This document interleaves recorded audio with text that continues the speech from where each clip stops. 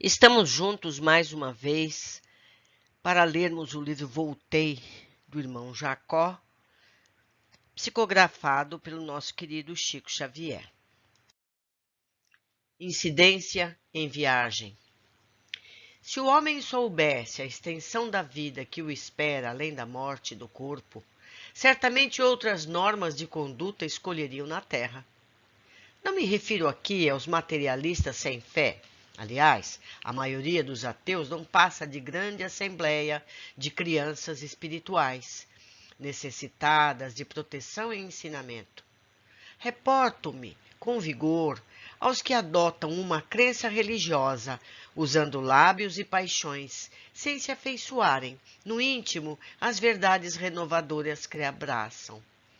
Nós mesmos, os que nos beneficiamos do contato dos princípios do espiritismo cristão, principalmente nós, que ouvimos a mensagem dos que respiram noutros planos da vida eterna, se fôssemos menos palavrosos e mais cumpridores das lições que recebemos e transmitimos, outras condições nos caracterizariam além do sepulcro, porque a justiça indefectível nos espreita em toda parte e porque transportamos conosco, para onde formos, as marcas de nossos defeitos ou virtudes.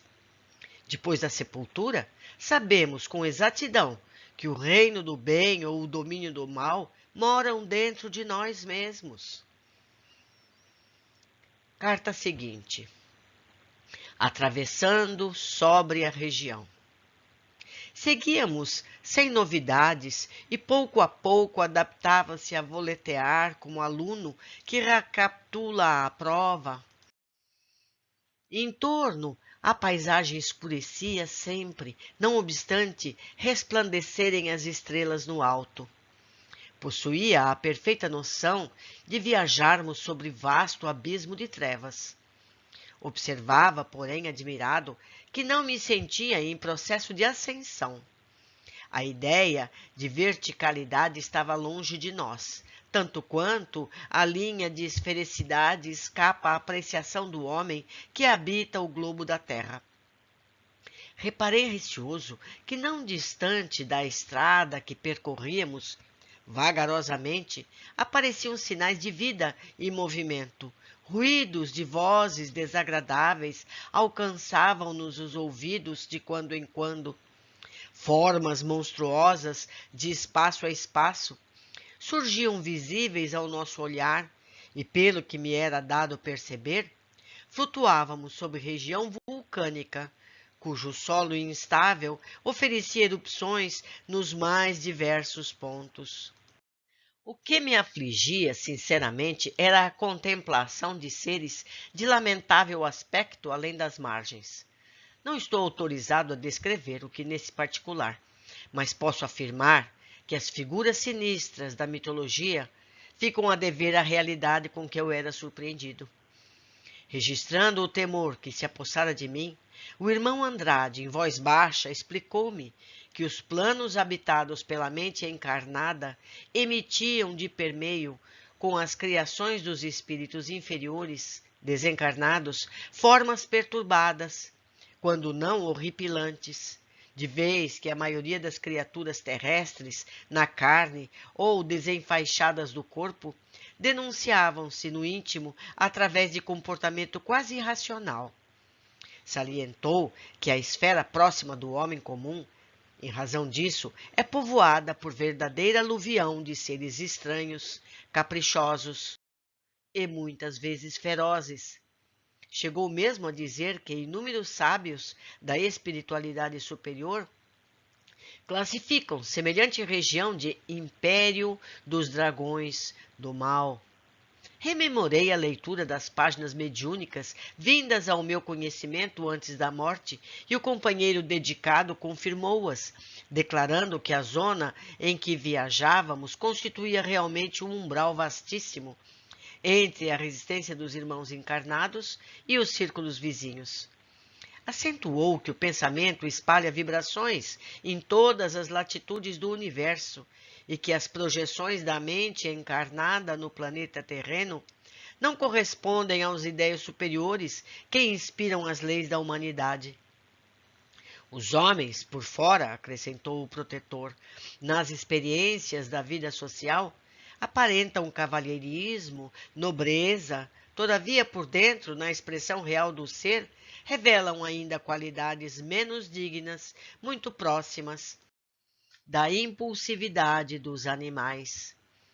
Na manifestação livre do espírito prevalece a verdade da alma, não a aparência da forma passageira, e daí o largo cosmograma de paisagens escuras, torturadas e dolorosas que rodeia o lar terreno, em cuja substância igualmente sutil operam as entidades perversas, a modo do lobo que pode beber da mesma fonte em que a ovelha se sedenta.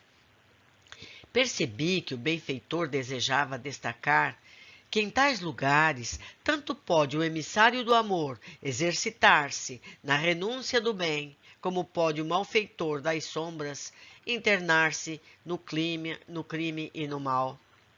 Compreendendo, no entanto, que as atenções dele se dividiam entre o carinho para comigo e a expectativa asfixiante da hora, sofreei o desejo de perguntar. Percebemos aqui, meus amigos, que a narrativa do Frederico, com pseudônimo de Irmão Jacó, descreve exatamente o que André Luiz descreveu nas obras que psicografou. Isso é muito interessante. Mas continuando com a carta seguinte. Nova advertência. Quantas horas despendemos viajando sobre o extenso império das sombras? Debalde tentava rearticular a noção de tempo. O abatimento e as surpresas sucessivas como que me aniquilavam o autocontrole. Continuávamos sem ocorrências dignas de menção especial, através da mesma paisagem triste e obscura, quando um dos membros da expedição, ao lado de Bezerra, lhe mostrou um objeto semelhante à bússola que conhecemos na Terra, emitindo impressões que o supervisor escutou atenciosamente. Logo após, o venerável amigo determinou uma pausa e congregamo-nos todos em derredor dele. Comunicou, em voz sumida e prudente, que nos avizinhávamos de uma ponte de acesso aos círculos de atividade espiritual dignificada, que nos aguardavam além. Entretanto, o registro magnético do psiquismo de nosso grupo assinalava o fenômeno que classificou por inquietante média de pavor. Acrescentou que a importância da ponte era tão grande que, comumente, muitos habitantes das regiões perturbadas se aglomeravam na base que deveríamos atingir dentro em pouco, ameaçando os candidatos ao reino da luz.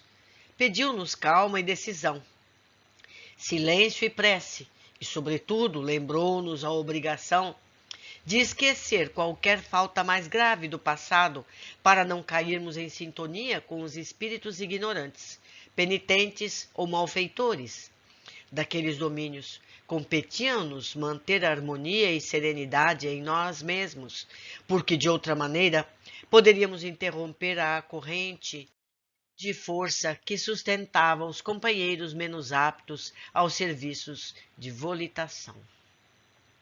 Precioso ensinamento. A próxima carta. A ponte iluminada. Não nos movimentávamos por muito tempo e um facho de luz sublime varreu os céus, não longe, indicando uma ponte cuja extensão não pude, no momento, precisar. Tão formosa e tocante foi a revelação no horizonte próximo, que muitos nos pusemos em pranto. A emotividade não provinha apenas da claridade que nos tocara os olhos. Comovente mensagem de amor transparecia daqueles raios brilhantes que percorreram o firmamento, copiando a beleza de um arco-íris móvel. Enquanto muitos companheiros continham a custo as notas de assombro que nos dominavam, cerrei os olhos por minha vez, naturalmente envergonhado. Temor súbito vagueava-me na alma. Teria cumprido com todos os meus deveres? Se constrangido a comparecer ante um tribunal da vida superior, estaria habilitado a apresentar uma consciência limpa de culpa? Como seriam meus atos examinados? Bastaria a boa intenção para justificar as próprias faltas? O sinal luminoso cortou vagarosamente o céu de novo. Minha alegria ante a aproximação do plano mais elevado era inescindível, mas a noção de responsabilidade quanto às dádivas recebidas no mundo que eu deixara pesava agora muito mais intensamente sobre mim. Mereceria o ingresso naquele domicílio celestial? Corriam-me as lágrimas copiosas quando o grupo estacou. No mesmo instante, ouvi um dos irmãos recém-desencarnados gritar em choro convulso. Não, não, não posso. Eu matei na terra. Não mereço a luz divina. Sou um assassino, um assassino. Aqueles brados ressoaram lúgubres sombras adentro. Outras vozes responderam horríveis. Vigiemos a ponte. Assassinos não passam. Não passam. Pareceu-me que maltas e feras preparavam-se para atacar-nos. Não distante, a projeção resplandecente do invisível, holofote clareava o caminho, qual se fora movida em câmara lenta. Entre nós, emoções e lágrimas, junto de um companheiro em crise. Em torno, ameaças e lamentos estranhos. Além, a luz convidativa. Bezerra, sereno, mas fundamente preocupado, rompeu a expectação, cientificando-nos de que deveríamos olvidar os erros do pretérito e que um dos amigos, em vista de corresponder em demasia à lembrança do mal, impusera descontinuidade à nossa viagem. Acentuou que as reminiscências de crimes transcorridos não deveriam perturbar-nos e que bastaria sintonizar-nos excessivamente com o pretérito para causarmos sérios prejuízos a outrem e a nós mesmos, em circunstância delicada quanto aquela.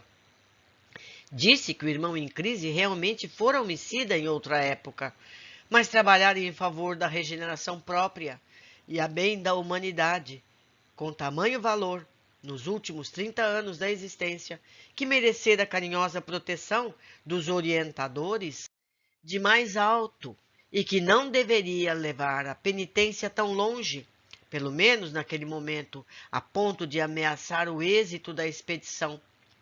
Necessitávamos reatar o fio da ligação mental comum, a fim de que a nossa capacidade volitante fosse mantida em alto padrão.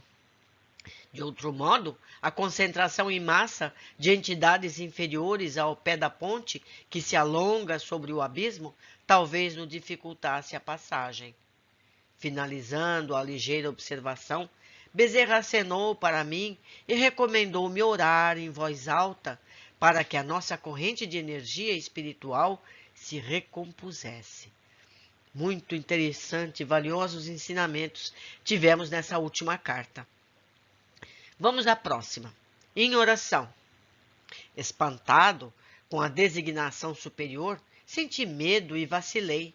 Ia pronunciar uma frase a esmo, esquivando-me à incumbência, mas Marta dirigiu-me expressivo olhar.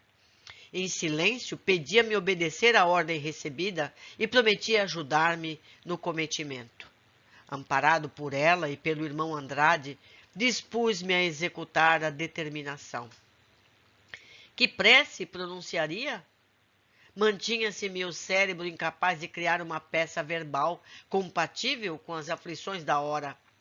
Escutando os rugidos que procediam das trevas, fixei a filhinha e lembrei de Marta repetir aos meus ouvidos o Salmo 23, nos inquietantes minutos de minha libertação da carne.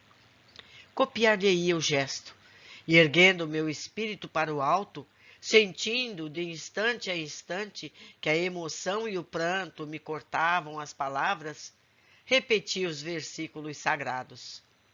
Ao redor, conspiravam em nosso prejuízo o barulho e a ameaça.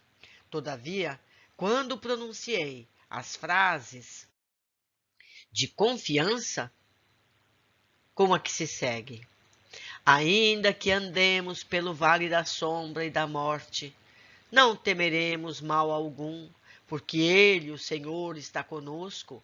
A sua vontade e a sua vigilância nos consolam.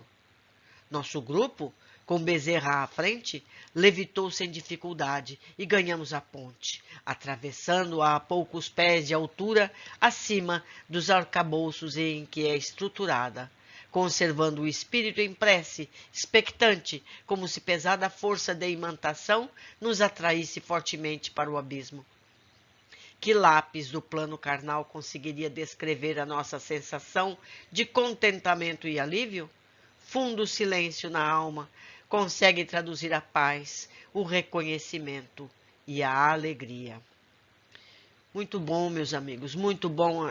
Foram muito boas essas cartas que acabamos de ler. A chegada. Que seria da existência humana se todos os homens guardassem consigo a certeza de que vivem rodeados pela nuvem de testemunhas espirituais? Como agiria a criatura na vida doméstica e no círculo social se estivesse convencida de que amigos e afeiçoados a espera em outro lar? Inseguro viajante, preferindo roteiros incertos, o espírito encarnado quase nunca se lembra de que é simples hóspede na esfera que o recebe.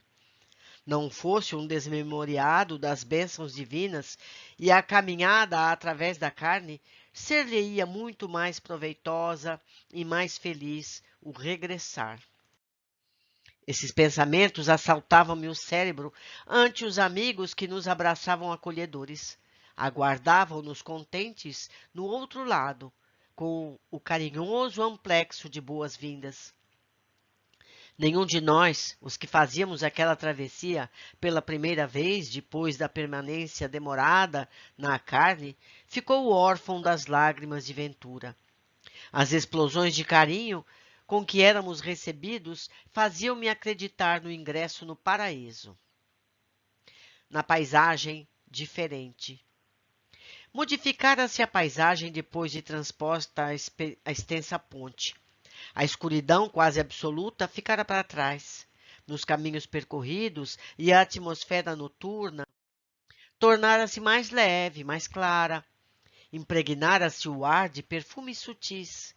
Movimentando-se ao nosso lado, os amigos que nos aguardavam, além do despenhadeiro, entoavam cânticos de júbilo.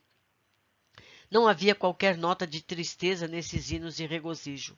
Eram todos vazados de soberana alegria, quais se estivéssemos regressando à casa paterna como o filho pródigo da parábola.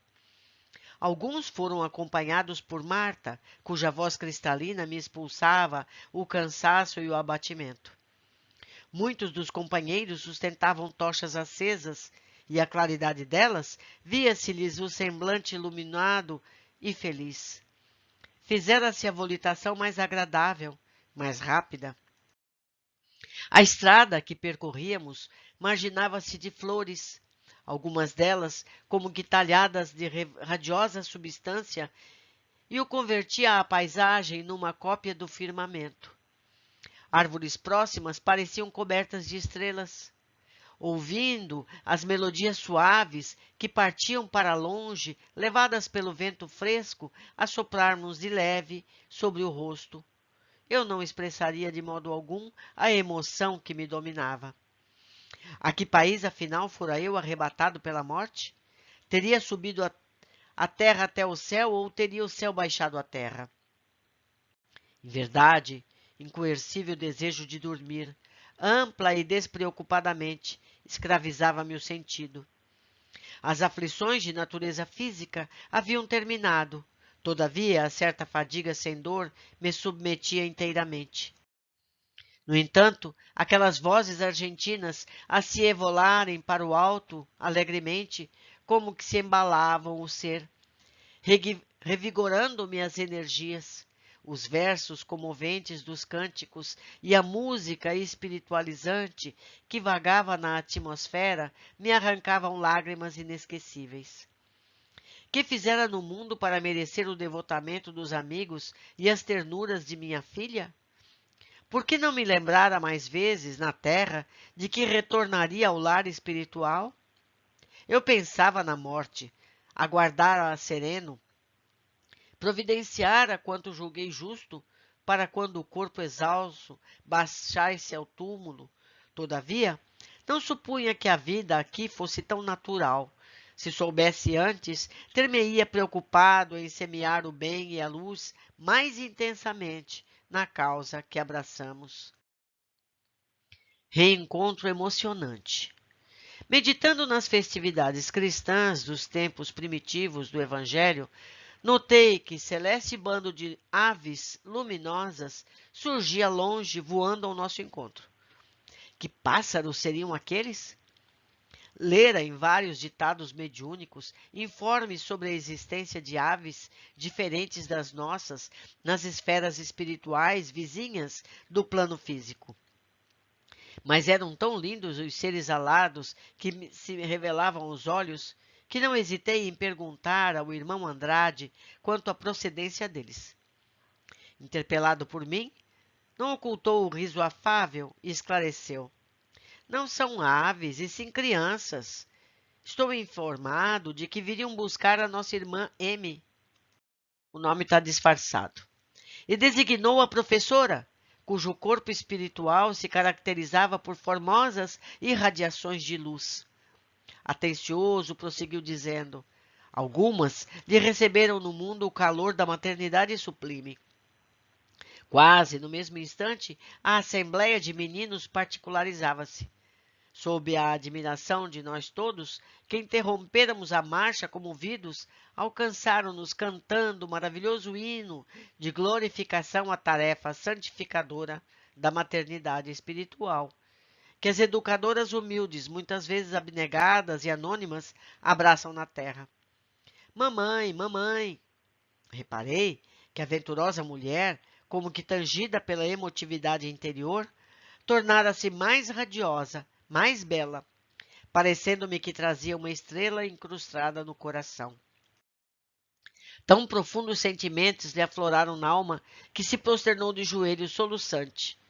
Graciosa pequenina de olhos brilhantes e aureoladas de luz, comunicou-lhe que outra escola, muito mais linda, a esperava num parque celestial. Como não chorarmos todos ante aquelas manifestações de ternura? Despedindo-se ditosa, ladeada pelas criancinhas que lhes eram amadas, orou com lágrimas copiosas, emocionando-nos o coração. Em breves minutos, vimos-la tomar rumo diferente, amparada pelos amigos que a seguiam desde o princípio e pelos pequenos terros e trêfegos num grupo iluminado e maravilhoso que remontou célere à ignota região da pátria infinita. Velhos amigos. Nosso agrupamento prosseguia, voltando. A luz, que de vez em quando varria o céu vagarosa e sublime em forma de leque, parecia mais próxima. Começamos a divisar encantadoras e espaçosas moradias. De distância em distância, compareciam pequenas comissões, aguardando amigos. Abraços fraternos eram distribuídos, de momento a momento. Nenhuma nova despedida, porém, chegou a assemelhar-se àquela professora devotada e desconhecida. Prosseguíamos, já em pequeno número, quando, num grupo de 4 pessoas à margem, meu nome foi pronunciado em alta voz. Jacó, Jacó! Sorridente, Bezerra imprimiu nova pausa à jornada. Voltou-se para mim, deu-me o braço, conduziu-me até elas. A palavra não pinta a grande emoção. Surpreendido, jubiloso, mal contendo o pranto de emotividade, desferi um grito de alegria. Eram Guilom, Cirne, Inácio Bittencourt e Saião. Explicando aqui quem eram essas pessoas. Dr. Luiz Olípio Guilom Ribeiro foi presidente da Federação Espírita Brasileira em 1920 e 21, e de 1930 até a época de sua desencarnação, em 1943. Leopoldo Cirne foi presidente da Federação Espírita Brasileira também, de 1900 a 1913. Ele se desencarnou em 1941. Inácio Bittencourt foi vice-presidente da Federação Espírita Brasileira em 1915, médium receitista, desencarnou em 1943. Dr. Antônio Luiz Saião, diretor do Grupo Ismael, escritor e evangelizador, desencarnou em 1903. Todos eles eram contemporâneos deles, viveram juntos, trabalharam juntos na federação. Não é verdade? Abraçavam-me efusivamente e, pelo olhar afetuoso e grave que me dirigiam, demonstravam saber quanto se passava em minha alma.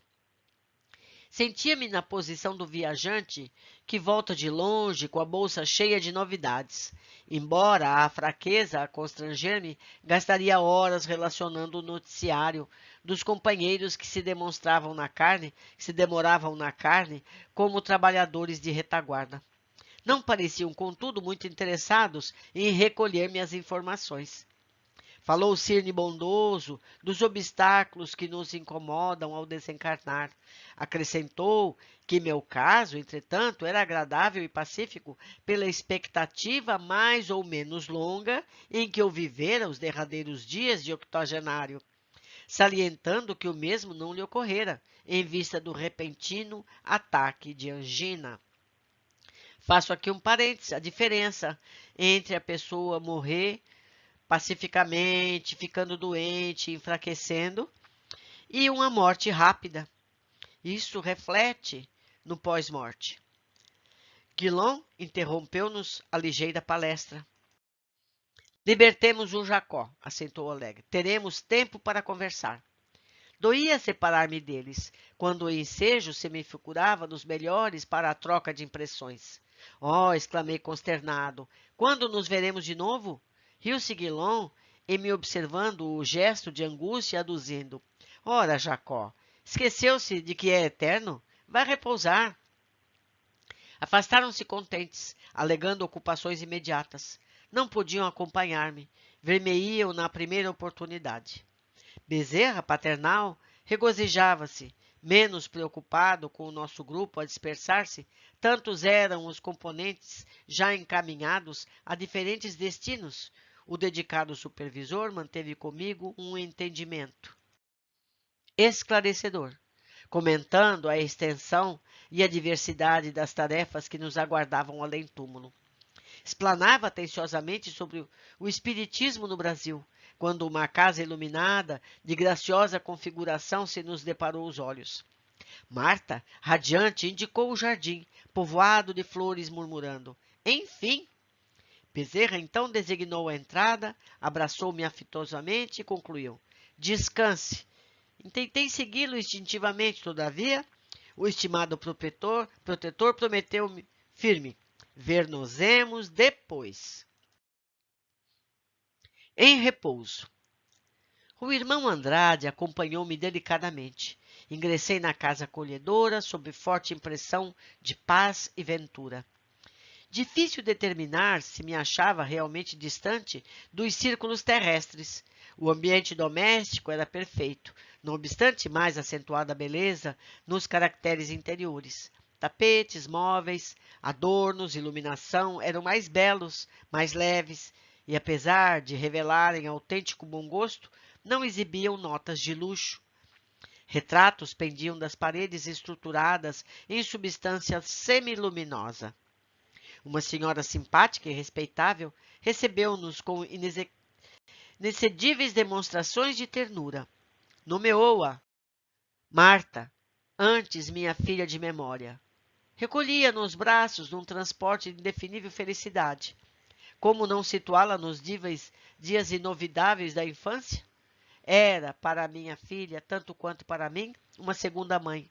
Chamemo-la Mamãe Frida, já que por ordem superior não estou autorizado a identificá-la. Tentei a conversação longa em perguntas compridas, mas reparei que fora do grupo em que viajava e deslizando da influência vivificante de Bezerra, meu cansaço se fez invencível. Até ali a jornada de prolongado curso, esclareceu Marta, estivera sustentado em grande parte pela cooperação magnética do conjunto dos companheiros. Busquei manter-me de pé. No entanto, a dispneia voltou, angustiante. O irmão Andrade conduziu-me à vasta câmara que a filhinha me reservara. Abriu extensa janela, através da qual pude contemplar as estrelas pálidas da manhã que se anunciava. Acomodou-me num leito macio e, após aplicar-me passes reconfortadores, recomendou fraternalmente: durma tranquilo. E, sem saber como, entreguei-me ao repouso, encantado e feliz. Belas informações tivemos aqui.